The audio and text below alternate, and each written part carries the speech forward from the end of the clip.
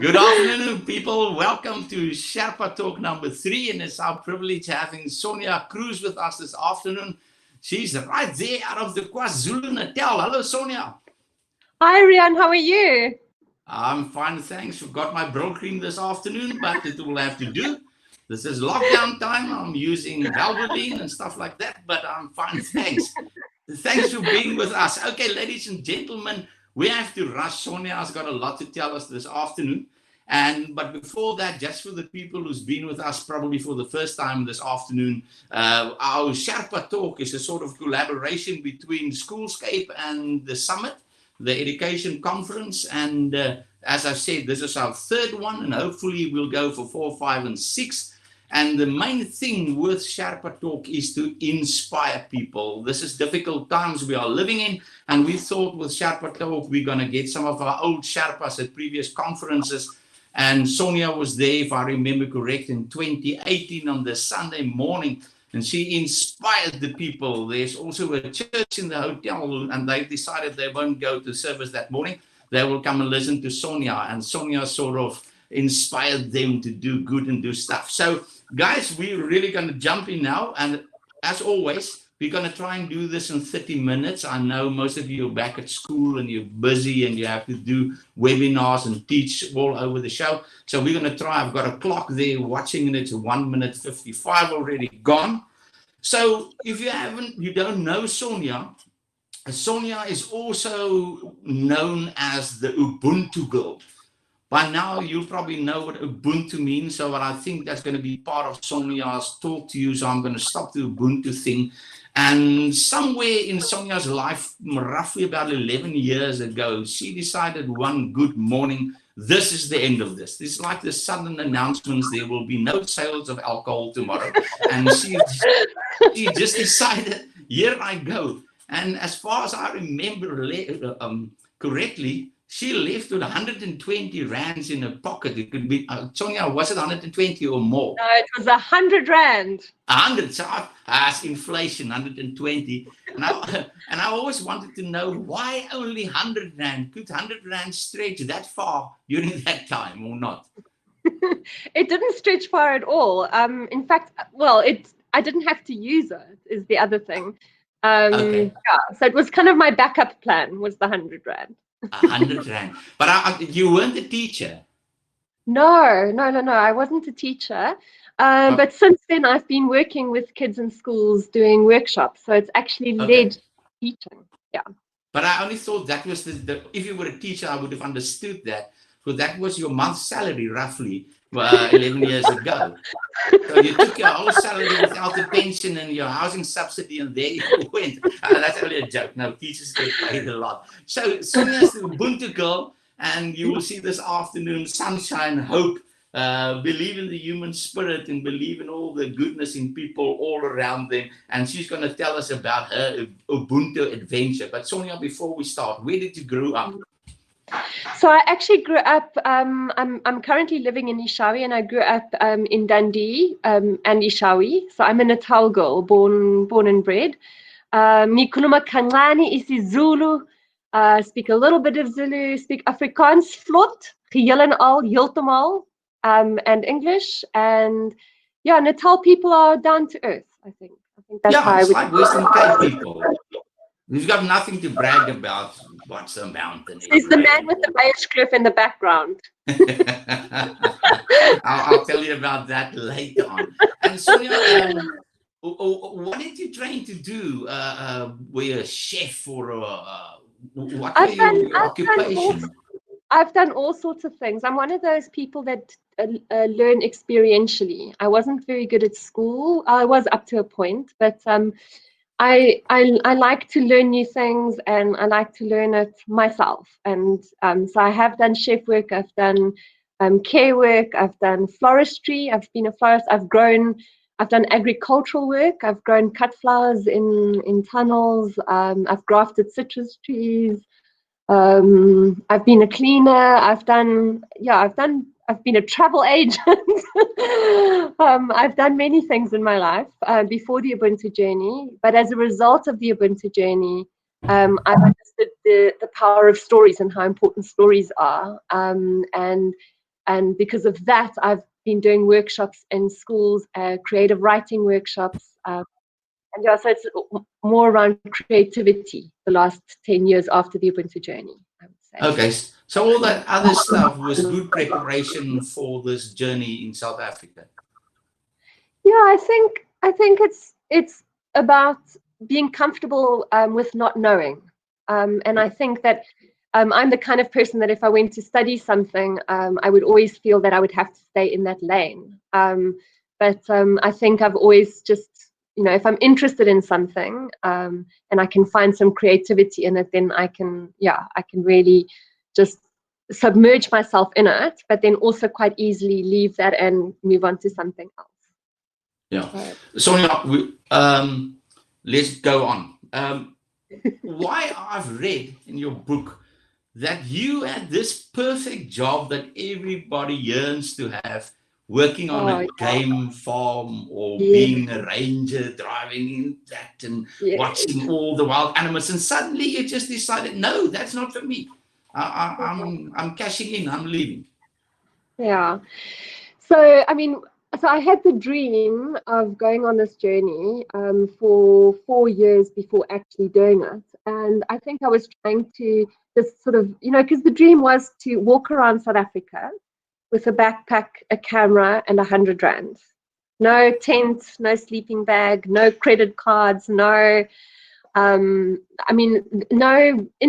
no a cell phone. I had a hello goodbye little Nokia 1100 to find the essence of South Africans beyond the newspaper headlines.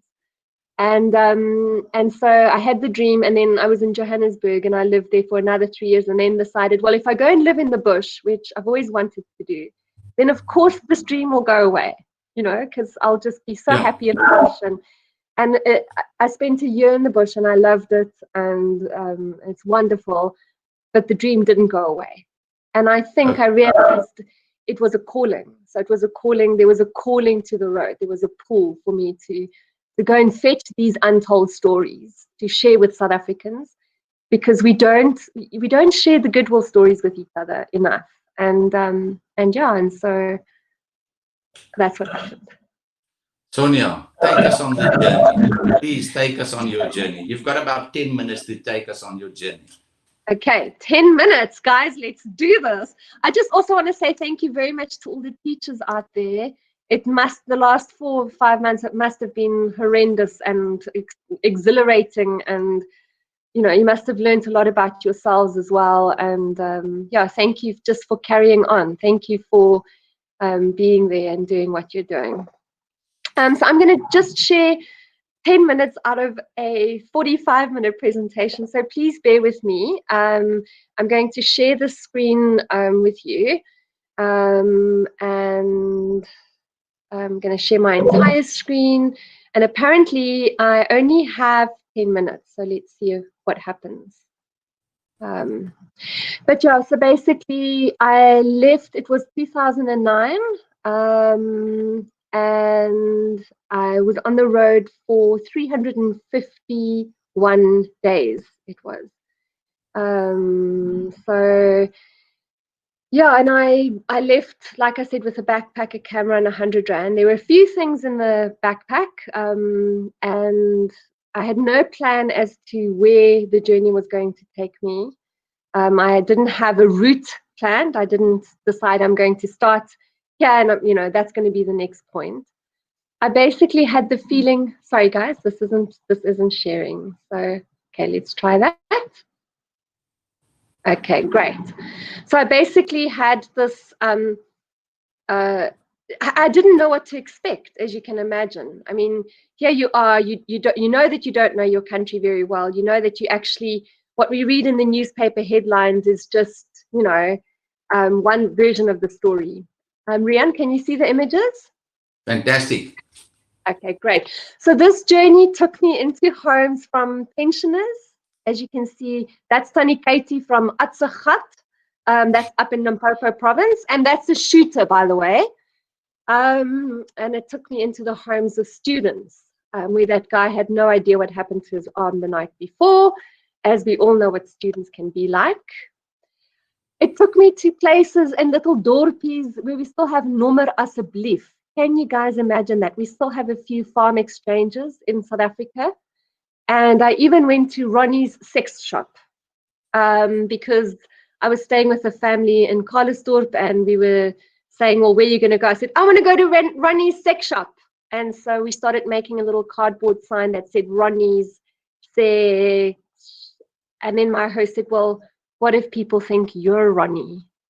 And so we left that piece of cardboard, and I just hitchhiked and ended up at Ronnie's sex shop anyway. This journey, I mean, I stayed with multimillionaires and in shacks. That's Maggie in Klerksdorp and her family.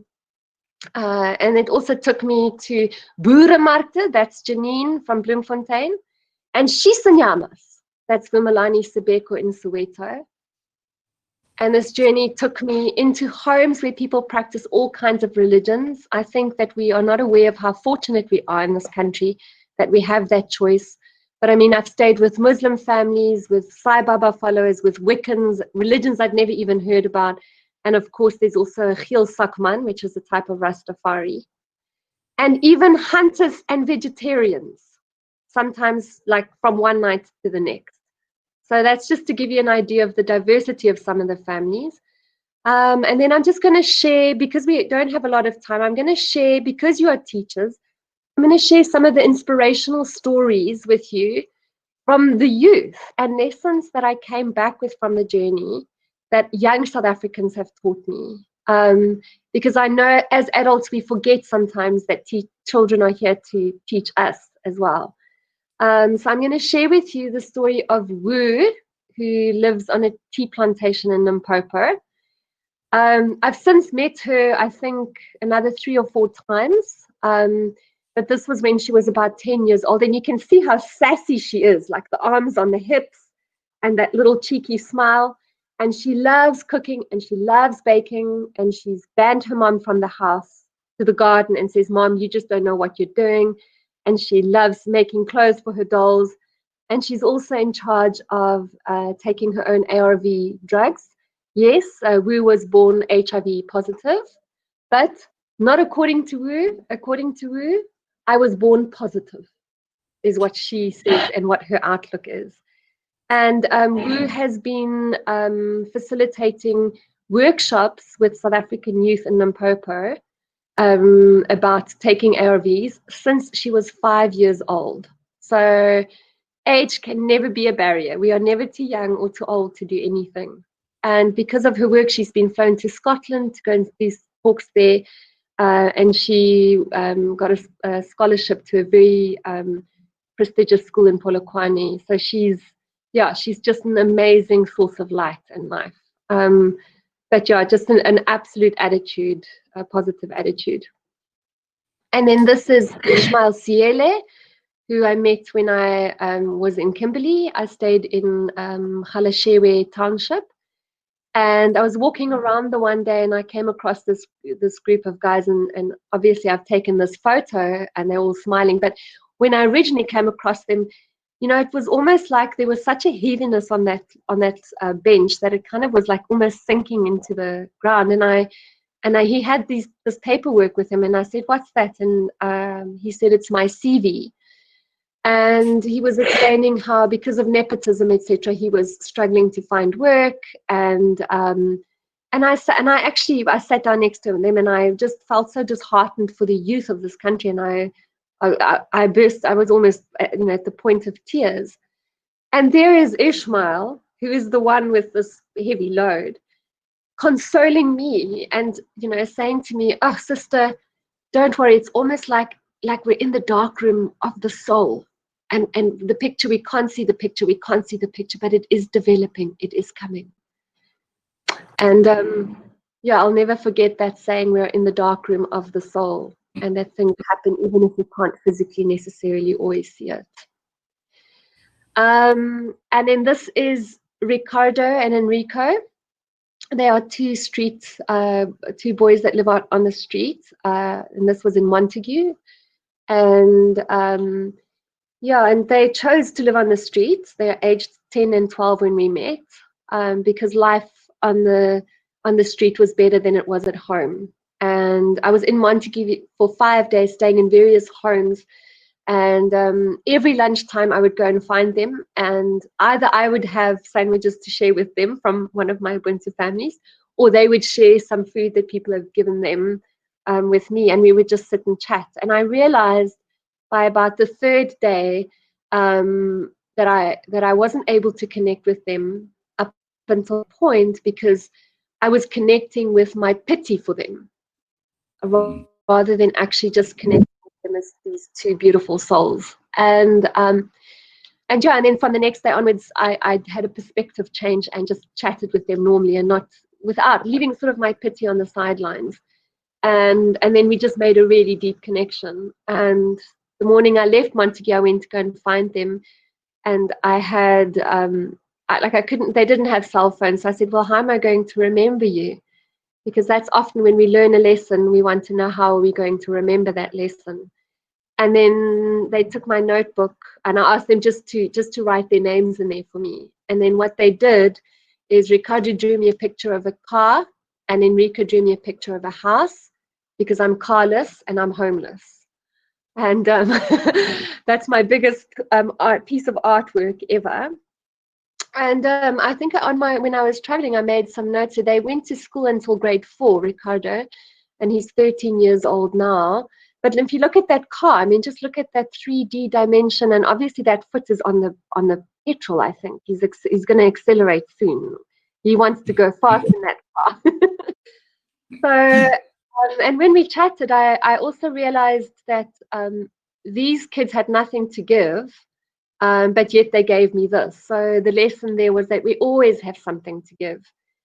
And then the other thing is also they must have had some teachers somewhere along the line that inspired them and touched them. I mean, look at Enrico's details of, I think that's the person lying on the bed in the second picture.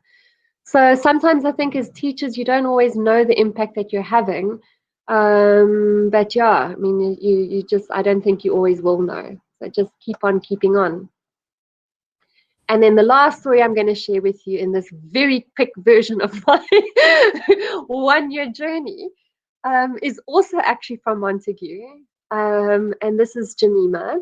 And I stayed with their family. And the one morning, her mom and I were sitting having tea, and Jemima was sitting there and deep in thought. She's also a bit of a dreamer, and drawing these pictures. And we looked at her, and her mom said, "Jemima, what are you thinking about?" And Jemima said, "Mommy, if I go back into your tummy, and then you go back into your mommy's tummy, and then she goes back into her mommy's tummy, then we'll all be in one mommy's tummy, and that mommy is God." So, Rian, you asked me for my definition of Ubuntu, and I think Jemima just gave it to us. I think that's all I've got in my formal presentation. Sonja. In your journey, we're going to stay in your journey. You forgot to tell the story about the booth, the farmer. What killed the farmer? The one was the one you were worried about, the swear words. But tell it as it really happened. Okay, so you know it's so there I was walking down. It was in Limpopo province, walking on this road, this dirty, dusty road, grondpad, and by about 10 o'clock that morning, it's 40 degrees, or it felt like it, and I'm like, what on earth? And you know when you're like, it's like I've asked myself for the first time, what are you doing? Why are you doing this? And I carry on walking, and it's, you know, carry on walking, and have all this conversation going around. And by about 2 o'clock that afternoon, there'd been no vehicles. I just get this white bucky, and it goes about 100 meters, and it's like red, black brake lights, puff of dust, white reverse lights, pause, long pause. The vehicle snakes back,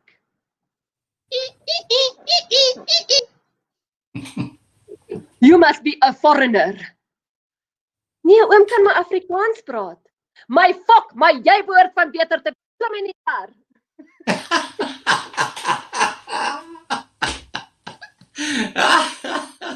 so die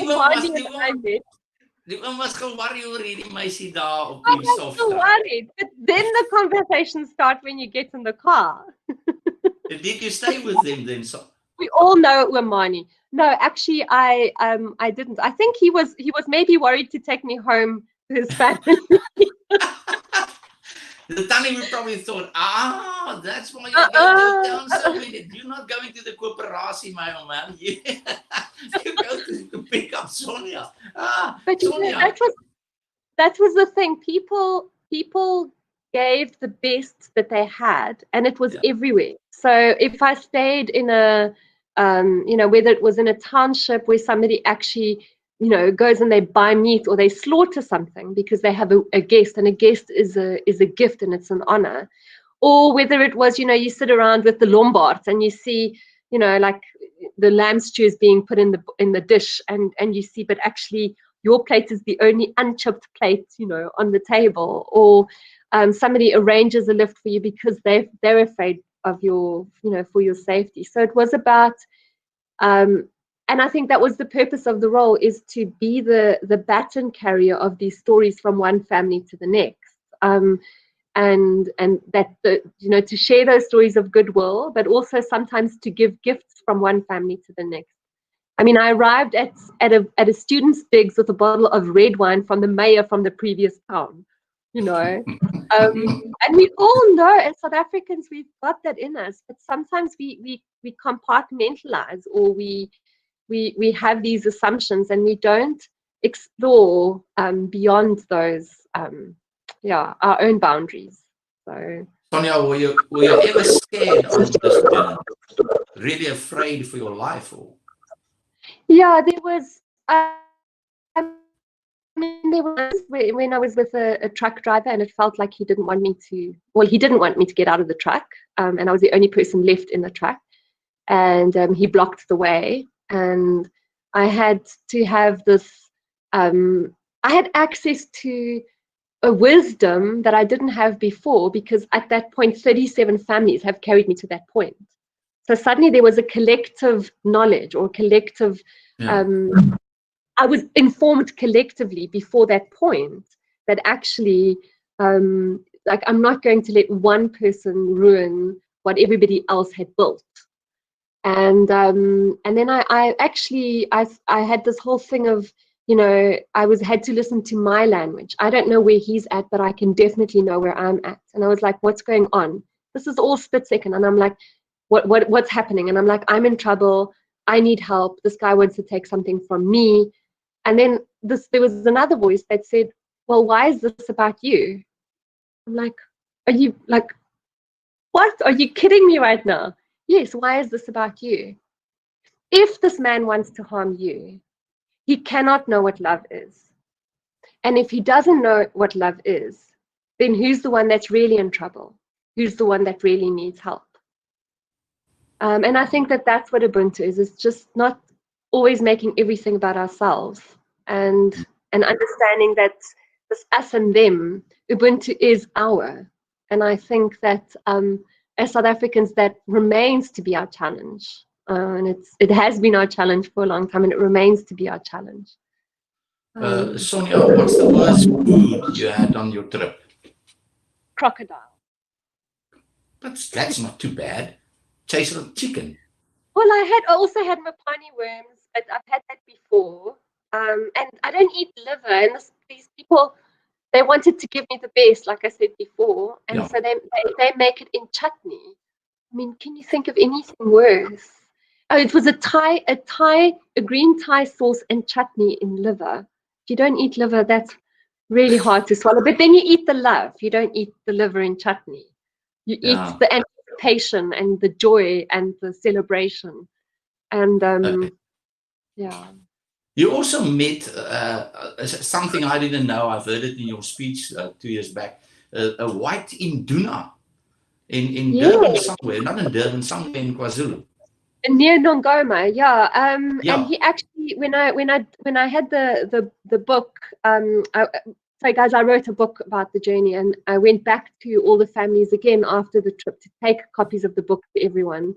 And when I went back, he had passed away, but he had a butchery in Nongoma, and yeah, he said to me that it's remarkable because in that part of our country, the white people are hugely minority, and there's just this gratitude that he said that he has for acceptance of him and the fact that he can run a business there because he sells meat, and of course the royal households, the Zulu household, have their own cattle farms, and they're also in that business. So it was just an amazing lesson for me in things aren't always just as there's a lot of grey in our country. Things aren't always just very clear. Fantastic. Sonja, I see a lot of guys popping in on the side, chatting to us. Thanks for that. There's a lot of ex-principals. I don't want to call them old principals. And I see there's a lot of guys who saw the Beyers Kloof at the back, and I see some of them are even they are really using it to good purpose. That's the way to look at Sherpa Talk. So guys, thanks for tuning in. No, probably not tuning in, watching us. And we're going to close. We've got about 5 minutes left. I want to check. I've got a few questions for Sonja. Sonja, it sounds to me South Africa's guts of South Africans have so much goodwill. So what happened to that in our parliament or to our politicians, or how can we apply that stuff to this difficult COVID time, this lockdown time? For it seems to me during this lockdown, everybody just started worrying about themselves, nobody else. And if I can get rich or I can survive, that will work. So is there a lesson for us in this difficult time in your journey? You know what? I don't know why we've forgotten to connect with each other. But I listened to a podcast the other day, and they were talking about when you're in survival mode, you do tend to think of yourself only. But I mean, if you think of politically in South Africa, how many people were marginalized in our country, and their survival mode was to look after each other. So I don't know why we've lost that. I don't know. It's deeply saddening because it affects all of us. It has a negative impact all around. As you said, even the wine farms, even the wineries. But you gave I think you gave the answer earlier on when you said Ubuntu is about not thinking about yourself, but thinking about the other person. Yeah. And that's probably what we lost. We're so worried about ourselves and what we have and what we don't have, and that we not really appreciate that we really do have. But we live in a society and a world that, I mean, it's going to sound strange, but consumerism, we do live in a world where physical things and owning things and having things we do value that more than we should. I think that that just corrupts us on so many levels. Yeah. I want to close. The book also about the giveaway. Yeah, you want to give us some books? Tell us quickly. Yes, I've got 3, maybe more, depending on how many stories come my way. I would like. It's nice to share stories about Ubuntu, but it's even nicer to receive stories about Ubuntu because stories have a way of triggering things within us. So I would like to call all of you to think of an Ubuntu story during this lockdown time, something that you. Because as much as it could, it's the worst comes out, but also the best comes out. I'm sure we've all seen great things. So maybe if you want to do a voice note or just a little paragraph or even just a synopsis of something that happened or a full pager or a book, if you guys just want to send me some stories and then I will send out some books, for those stories, that's very touching. So. Thank you, Sonja. Guys, if you look in your chat, right at the bottom, Anneke gave you all the information about where to send you Ubuntu stories. And please, there's a book to be won. And we probably, I think, one of these days you can go with Sonja on our next trip around the South African countryside. And maybe I'll follow you in my car. I just saw that Glenn Aaron says, thank you. When I becomes we, illness becomes wellness. Isn't that beautiful? But Yeah, Gillian is a sharp guy. Sorry. No, I didn't read it. Yeah, I see there. Thanks, Sonia. When I become we, illness become wellness. That's Gillian. That's Miss Dr. G. We know Dr. G, and that's him. Okay, guys. Quick rapid fire. 30 minutes are finished. Apple or Android for you, Sonia? Oh, Android. Okay. I'll put you on my list for prayers tonight. Bush or sea? Bush. Bush. Okay. Braai or fine dining? Fine dining. I thought you would say braai, but anyway, okay. Tent or hotel? I think I know that one. Tent or just next to the tent. Actually, next to the tent, outside. Next to the sea. Okay. If you have to listen to music while you're walking, but now you've got all this new fancy stuff, you can listen walking and doing all that jive. Classic pop, boere musiek, what? Definitely not boere musiek. Anything but boere musiek. Sorry, guys, for the fans out there. Maybe classic, actually. Classic, inspiring. Last one, and I hope you're going to give me the right answer here. Wine or beer? Oh, wine! Sonia, that's perfect. I saw you with that cheer, you disappeared, but I think you'll be back in a few seconds. Ladies and gentlemen, while Sonia is coming back on stage, I want to thank all of you this afternoon watching and listening to Sonia. You would agree with me, that's quite inspiring. And I want to thank our team at Schoolscape, Peter, Anneke, and Dan for doing all the hard work behind the scenes. And thanks again to Sonia. It was fantastic to listen to Sonia again, to hearing a story, and we could have been here for an hour, 2 hours. And then, Sonia, I can't see you at this stage. We want to give you this bottle of Beyers Kloof. I spoke to Beyers and said, gee whiz, we need inspiration. And some of the guys said they wanted to stop drinking during lockdown, but they've discovered our country needs us. So when you buy wine, please buy South Africans. The wineries need you. Well, Sonia, this is a small appreciation from our side to give you this. We want to say thank you, and I hope you're going to enjoy this Beyers Kloof. I make sure it get to you somewhere in KwaZulu, even if I have to swim around our west coast to get it to you. So, and maybe we can enjoy this together. Sonia, do you know the thing about the what you call the Pinotage grape? No, there's a guy who coined the phrase, and I think it's so true, especially about this month of women. If you drink Pinotage, you know Pinotage is our true South African wine. It's like very patriotic. But if you drink this Pinotage, they say, is the juice extracted from women's tongues and lions' hearts. After having a sufficient quantity, one can talk forever or fight the devil.